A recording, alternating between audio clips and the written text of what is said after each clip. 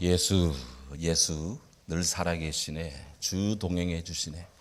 부활하신 주님 늘 우리와 함께 하시고 우리 성도들과 교회와 또 나라와 함께 하심을 믿고 주님을 찬양합니다. 아멘. 이소부와의 사자와 당나귀와 그리고 여우가 힘을 합해서 사냥을 합니다. 이제 어느 정도 사냥을 한 다음 전과를 나누는데 사자가 당나귀에게 네가 공평하게 나눠봐 그렇게 이야기를 했어요. 당나귀는 나름 공평하게 3등분 이렇게 분배를 했습니다. 그래서 이 사자가 야 공평하지 못하다 이놈아 하며 당나귀를 잡아먹었대요. 그리고 이번에는 여우한테 네가 한번 분배해봐라 했더니 여우는 대부분을 사자의 몫으로 드리고 자기는 쥐꼬리만큼만 가졌습니다.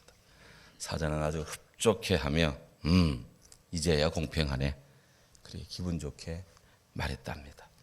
그러면 사자가 여우에게 야 너 어떻게 이런 지혜를 생각해냈니? 그러자 여우가 말하기를 어떻게는 뭘 당나귀 죽는 것 보고 생각을 했지 그랬다는 거예요. 남에게 일어난 일을 보고 내게 일어난 일로 생각하는 것을 반면교사 혹은 타산지석으로 삼는다 그렇게들 말을 합니다. 반면교사, 타산지석 다 남의 일을 내 일처럼 그렇게 삼는다 막 그런 지혜의 말입니다. 비슷한 것 같아도 이 쓰임새는 양자가 좀 다르다고 합니다. 이를테면 반면교사는 남이 잘못한 것, 부정적인 일과 관련해서 나는 저러지 말아야지 이렇게 생각하는 것이고요.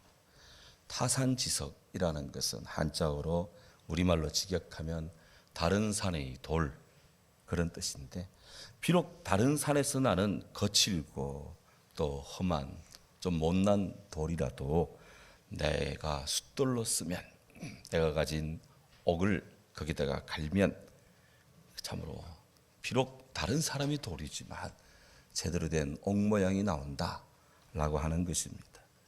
다른 사람이 하찮은 언행이라도 자기 지덕을 쌓는데 도미로 삼는 것 그런 긍정적 차원의 교훈입니다.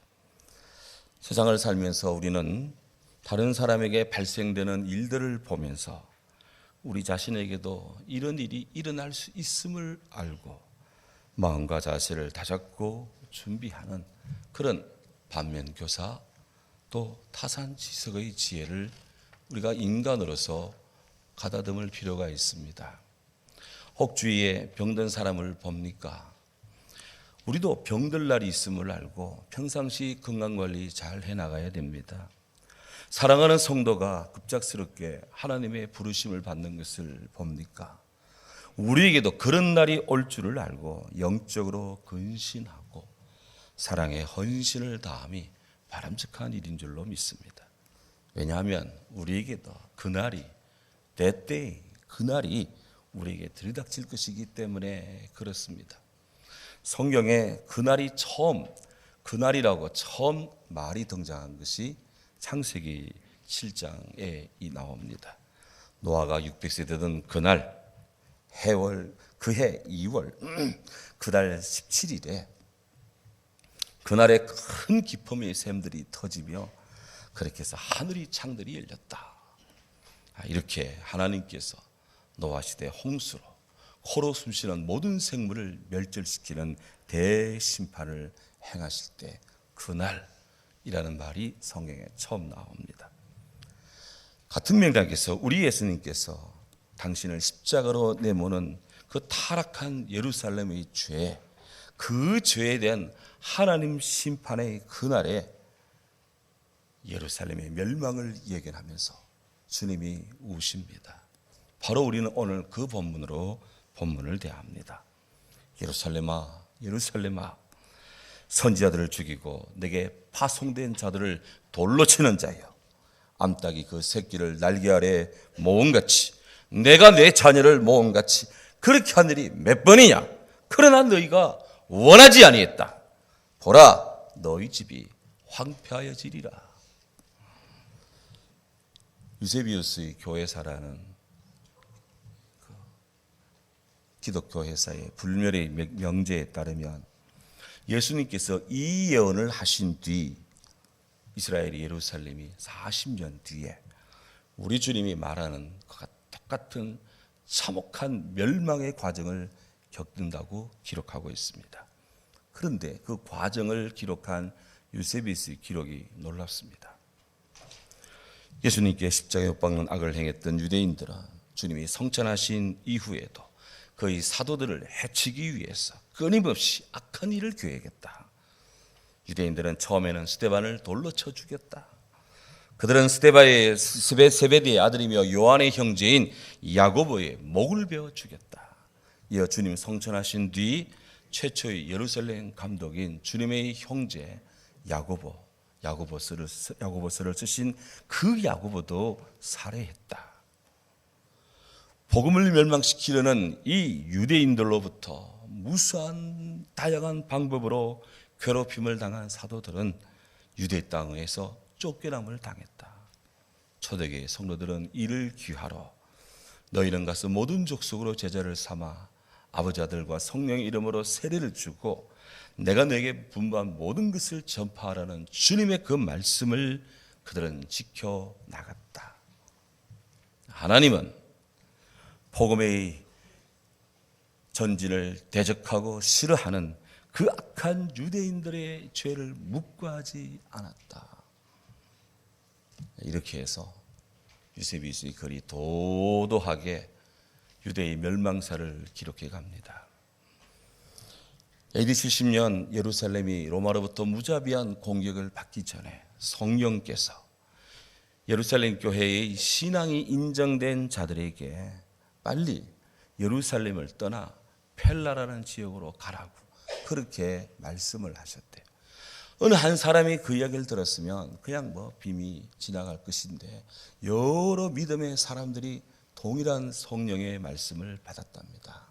그래서 그들의 예배 때 다 간증을 하니 사도들과 주의 성도들이 그들이 성령께서 말씀하시는 대로 펠라라는 지역으로 다 요단강 건너편 펠라라는 지역으로 다 이동을 했답니다. 그러고 나서 AD 70년이 딱 되었을 때 예루살렘 교회는 로마의 무차별적 공격으로 무너집니다. 그는 기록합니다. 예수님과 그의 사도들에게 가한 유대인들의 죄악으로 인한 하나님의 공의가 유대인들에게 거하여서 임하여서 그들의 악한 세대를 다 멸망시켜버렸다. 시오노 나나미의 로마인 이야기라는 장대한 책이 있는데요. 그 책 제8권에 보면 당시 유대 전쟁에 나선 로마 군인들이 4개 군단을 동원합니다. 그리고 거기에 보조군을 포함해서 6만 명의 로마 군인이 예루살렘을 집결해서 집중 공격합니다. AD 66년부터 3년 동안 포위를 합니다. 모든 축적된 양식을 다 소진해서 11만 명이 그 3년간의 포위 속에 아사를 합니다. 굶어 죽는다는 말이에요. 그리고 최후의 공격 때 무수한 예루살렘의 사람들이 죽음을 당합니다. 그나마 살아남은 사람들 중 17살 17세 이상 된 자들은 애굽의 구리광산에 다 팔려갔습니다. 17세 이하 9만 명은 다른 지역으로 노예로 팔려갔습니다. 부녀자들의 그 애환은 말할 것도 없습니다. 로마 역사가 타키투스에 따르면 이때 60만 명의 유대인들이 죽었답니다. 요세푸스는 무려 110만 명의 유대인들이 이때 죽었다고 기록합니다. 나라가 멸망할 때 엄청난 비극과 비탄이 해일처럼 밀려옵니다. 1917년 2월 러시아 제국, 지금의 러시아 말고 그 이전의 제정 러시아, 그 러시아가 공산주의 혁명에 의해서 무너지고 망하던 날은 참으로 참혹했습니다. 코카수스의 기마병들이 모스크바를 향해 저번에 집단적으로 쳐들어옵니다. 막을 군사가 없습니다. 모스크바 피난 대열에는 검은 보화를 잔뜩 신은 러시아의 귀족들이 또 처녀들이 러시아 정교의 사제들이 그야말로 수도 없는 귀족들이 100만 명이 탈출을 합니다. 그러나 영하 40도에서 그들은 굶어 죽고 얼어 죽고 밟혀 죽고 만삭의 아기를 해산하는 부모는 어머니는 그 아이를 낳다가 함께 죽으며 죽음으로 모스크바가 덮여버립니다. 역사학자들은 그렇게 화려했던 러시아 제국이 왜 그렇게 처참하게 순식간에 무너졌을까? 그것은 두 가지 이유가 있다고 봅니다. 하나는 1차적으로 러시아의 정치 지도자들이 부패했고 타락했고 무능했습니다. 동시에 러시아 제국의 국교인 러시아 정교의 사제들이 나라 발전에 아무런 도움이 되지를 못했습니다. 나라가 쇠락하고 국가 장래가 암울해짐에도 불구하고 그들의 교회의 내부는 분열과 다툼으로 날이 샜습니다.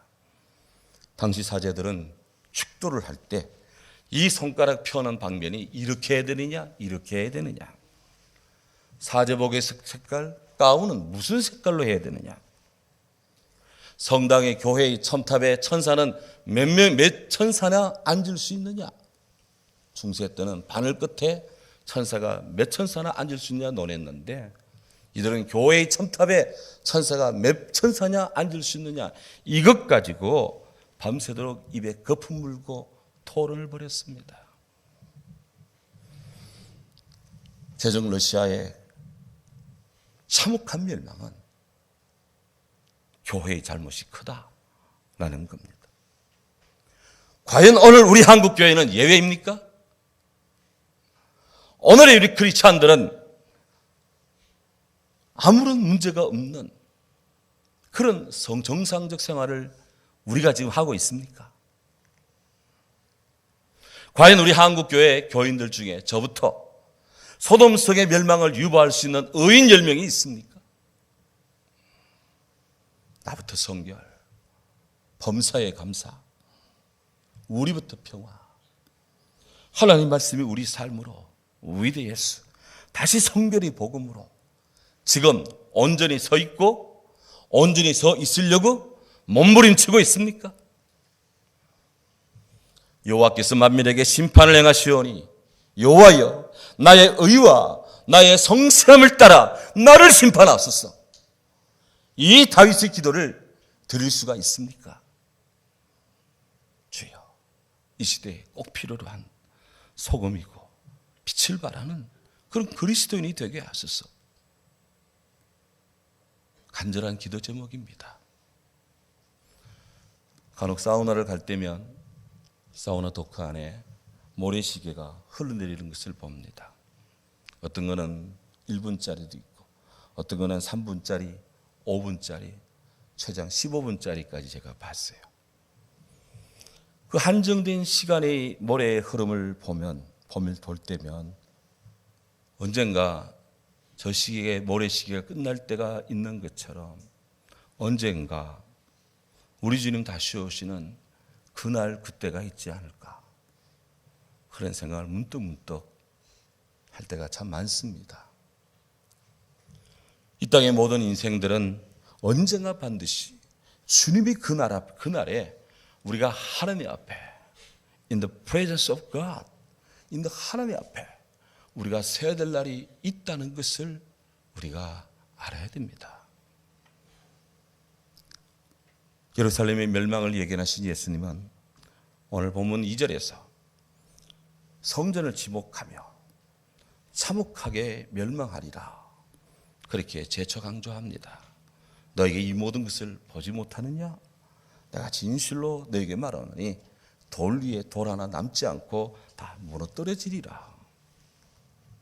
주님 말씀하신 대로 AD 70년 로마의 티투상군 최후의 공격, 마지막 5개월 동안 로마 군인들이 6만 명의 예루살렘 성을 줄기차게 공격하여 마침내 성문이 열렸습니다.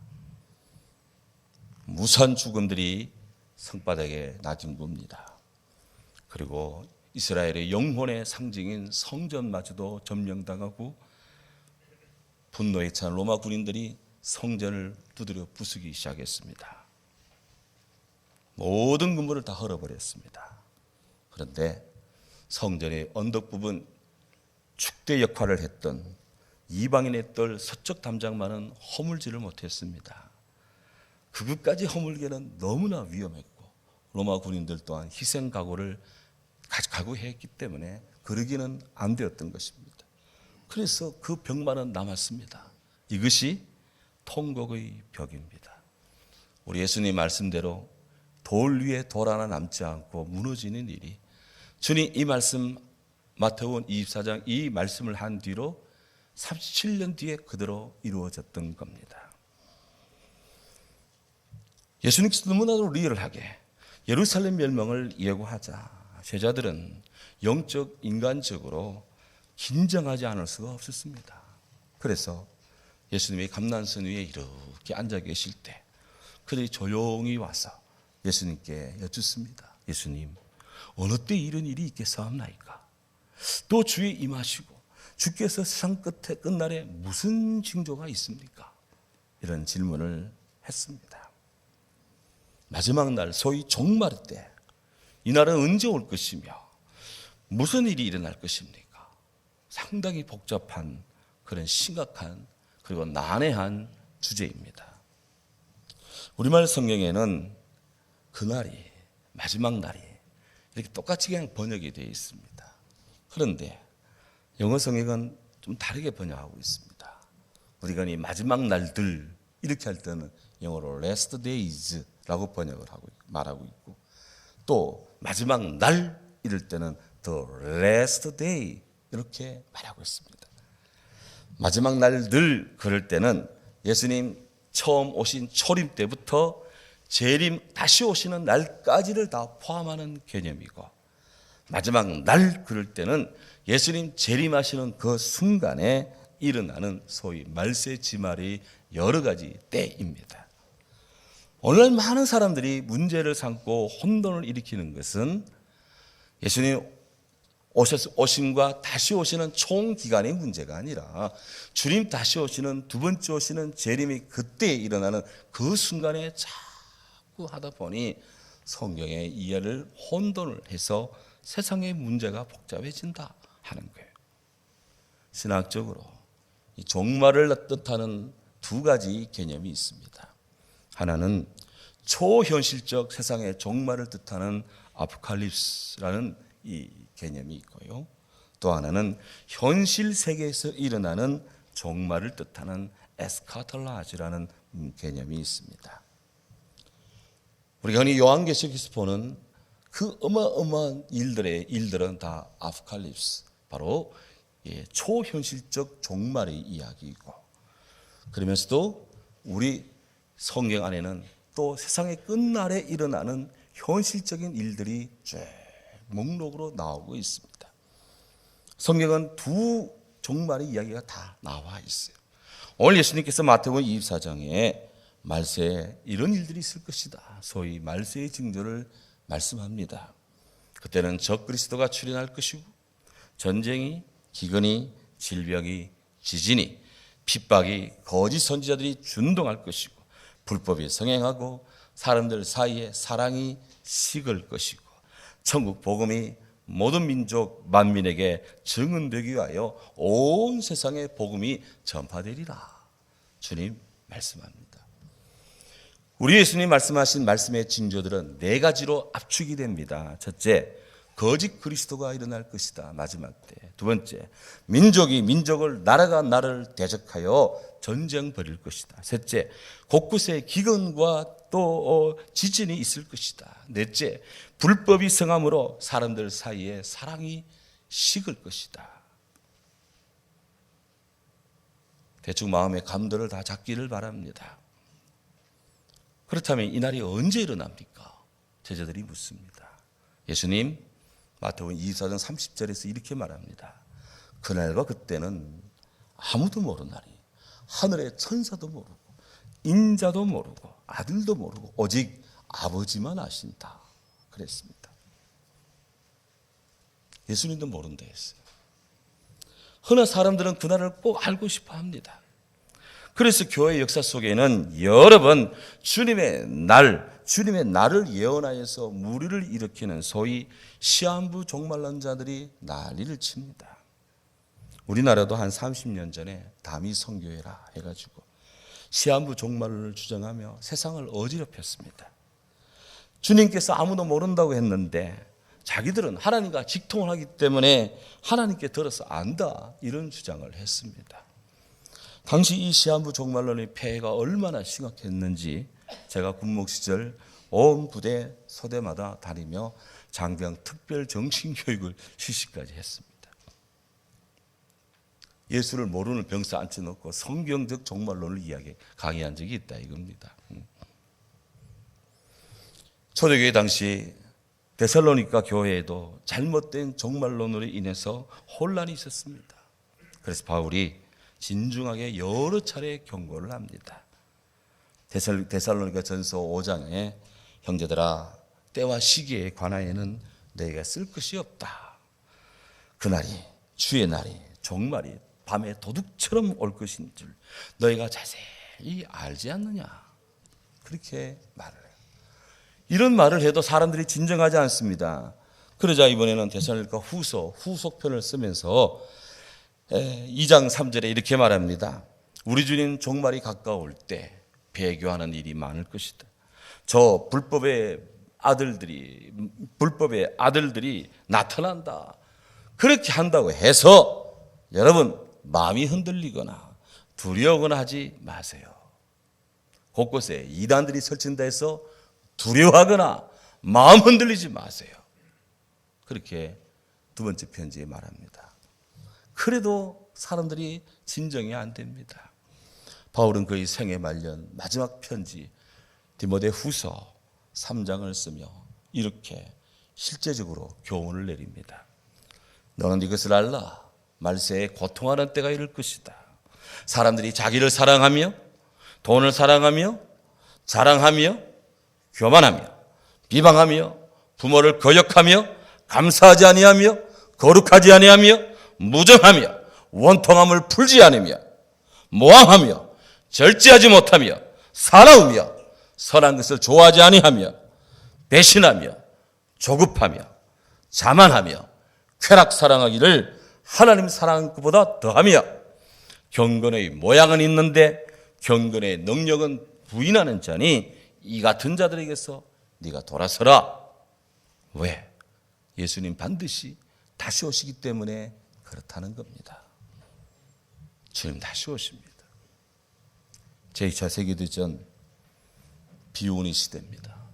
그때 나치가 운영하던 여러 특별 수용소, 폴란드의 아우슈비츠, 독일 폴란드로 50행층 그 강제 수용소에서 얼마나 많은 유대인들이 희생을 당했는지 모릅니다. 저는 그곳을 가보며 제2차 성리순례 때 거기 같이 가신 분들, 인간이 어디까지 얼마나 악해질 수 있는지 그 현장을 보며 몸서리를 쳤습니다. 희생자들의 고뇌와 그 고통과 그 트라우마 다 우리가 무슨 말로 위로할 수 있고 이해할 수 있겠습니까? 그런데 그곳에 수용된 한 유대인이 그 벽에 이런 글귀를 남겼습니다. 우리는 메시아가 오실 것을 믿고 있다. 단지 그의 도착이 좀 늦어질 뿐이다. 온갖 죄로 범벅이 된 이 세상입니다. 반드시 온전한 구원이 필요한 때입니다. 그것은 사람의 노력, 사람의 말, 사람의 생각, 사람의 행위 불가능합니다. 오직 우리 주 예수 그리스도의 복음, 주님의 오심만이 이 모든 것들을 해결할 수 있으리라 믿습니다. 그렇기 때문에 예수님께서는 끝까지 견디는 자는 구원을 얻으리라. 믿음 잃지 않고 예수님 믿음으로 주님께 붙어있고 신앙 아래 굳게 서는 자, 끝까지 견디는 자는 구원을 얻을 것이다 말씀했습니다. 이 천국 복음이 모든 민족에게 전거되기 위하여 온 세상에 전파되어야 될 것이다. 그래야 끝이 올 것이다. 사도 바울은 믿음의 아들 디모데에게 그리고 이 말씀을 읽는 우리들에게 주님 다시 오실 때까지 너는 말씀을 전파하라. 때를 넣든지 멀었든지 항상 힘쓰라. 범사의 오래 참음과 가르침으로 경책하며 경계하며 권하라. 그렇게 권고합니다. 우리 모두 주님 이 말씀에 순종하고 주님 이 말씀에 순명하고 주님 이 말씀에 충성합시다. 이 모든 일이 저와 여러분들에게 주어진 사명입니다. 이 모든 일이 바로 우리에게 달려있는 일이라는 거예요. 어느 무명 시인이 당신에게 달린 일, 이런 시를 썼는데 굉장히 공감이 되더라고요. 한국의 노래가 순간의 활기를 불러 넣을 수 있고, 한 송이 꽃이 봄이 꿈을, 한 송이 꽃이 꿈을 일깨울 수 있고, 한 그리 나무가 숲의 시작일 수 있으며, 한 마리 새가 봄을 알릴 수 있다. 한 번의 악수가 영혼의 기운을 줄 수 있고, 한 개의 별이 바다에서 배를 인도할 수 있다. 한 줄기 햇살이 방을 비출 수 있고, 한 자리 촛불이 어둠을 몰아낼 수 있다. 한 번의 웃음이 우울함을 날려보낼 수 있고, 한 걸음이 모든 여행의 시작이고, 한 단어가 모든 기도의 시작이다. 한 가지 희망이 당신의 정신을 새롭게 하고, 한 번의 손길이 당신의 마음을 보여준다. 한 사람의 가슴이 무엇이 진실인가를 알 수 있고, 한 사람의 인생이 세상의 차이를 가져다 준다. 이 모든 것이 당신에게 달린 일이다. 이 모든 것이 저에게, 우리에게 다 달려있는 일이라는 겁니다. 비가 올 때가 되면 날이 굽고 구름이 끼고 후덥지근하고 막 그렇죠. 비가 오려나? 예. 종말의 때 이런 여러 징조가 있을 것이다. 주님 말씀하셨습니다. 우리 성도들도 신앙적, 영적 데이비테스를 잘 갖추는 그런 지혜와 신앙을 강화해 나가야 될 것입니다. 오늘 하나님이 축복하시리라 믿습니다. 아멘. 사랑하는 주님,